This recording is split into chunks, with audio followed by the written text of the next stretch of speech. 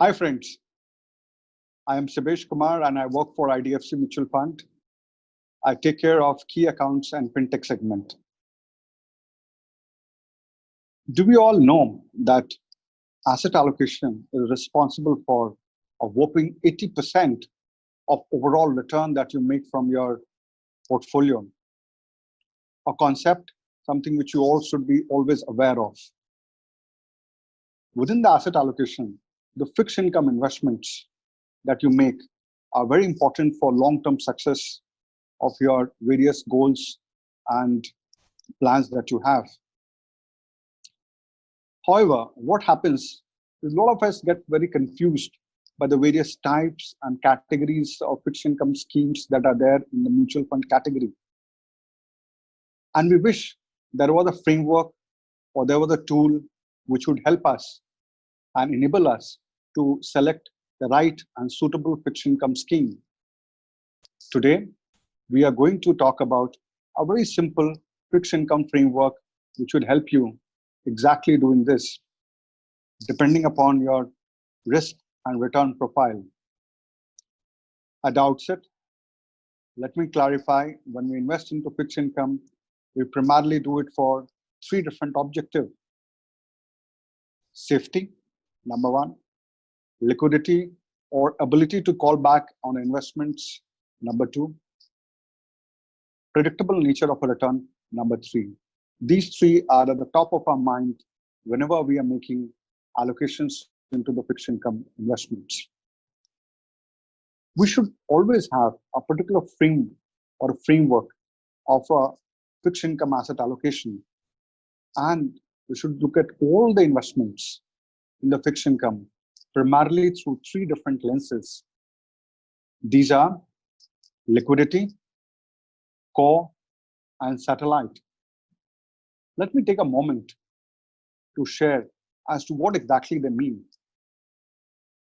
When I call liquidity, from the word itself, it implies any investment that I make into the fixed income investment, which is available at a call or without much of a time. Ideally, all your investments, which are primarily for the purpose of emergency or a contingency kind of a requirement, should be part of your liquidity bucket. So what kind of mutual fund schemes or fixed income schemes come under this bucket? Schemes like overnight fund, liquid, or a cash fund should be part of the what we call as liquidity bucket.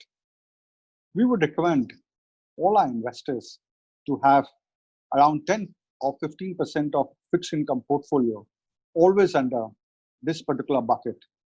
You never know when the emergency comes in or when unforeseen requirement comes in, and we should always have this liquidity to take care of that particular need.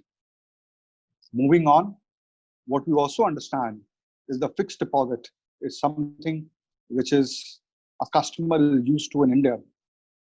The core bucket is ideally a bucket where you're looking for a relatively high, a relatively controlled duration risk and relatively controlled credit risk. So what do I imply in that? What I imply is that you are looking for allocating into a very safe, mostly AAA rated instrument with a controlled duration, and you want to manage your liquidity also quite well. So when you are looking at these kind of a core bucket, this is very important part of your investments. Let me give an example of the funds which are part of your core bucket. Ideally, schemes like low duration fund, your money market fund, ultra short-term funds, short-term income funds, medium-term funds, banking and PSU debt funds, and corporate bond funds are part of your core bucket. What we would always recommend to investor is to have substantial 70 to 80% of your overall fixed income investment into the core bucket. This is fundamental part of your investment.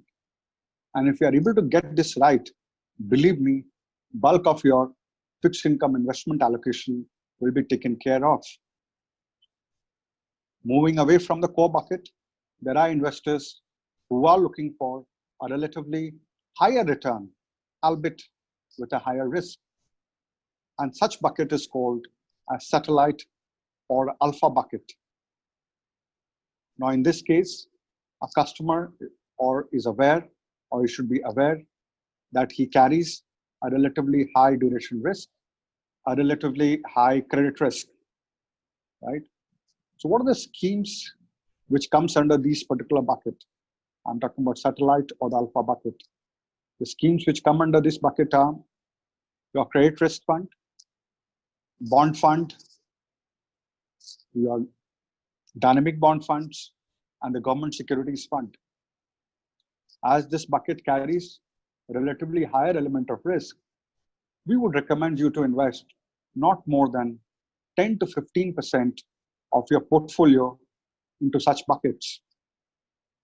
What we have seen is the fact that in the last couple of years, most of the investors try to make the core bucket and the satellite bucket fungible. And when you make the core bucket and satellite bucket fungible, that is the time when the overall experience from the fixed income becomes suboptimal. And that's the time also when a lot of investors end up committing mistake when they are looking at allocating into the fixed income investment of their portfolio, right? This is something which we need to be always mindful of.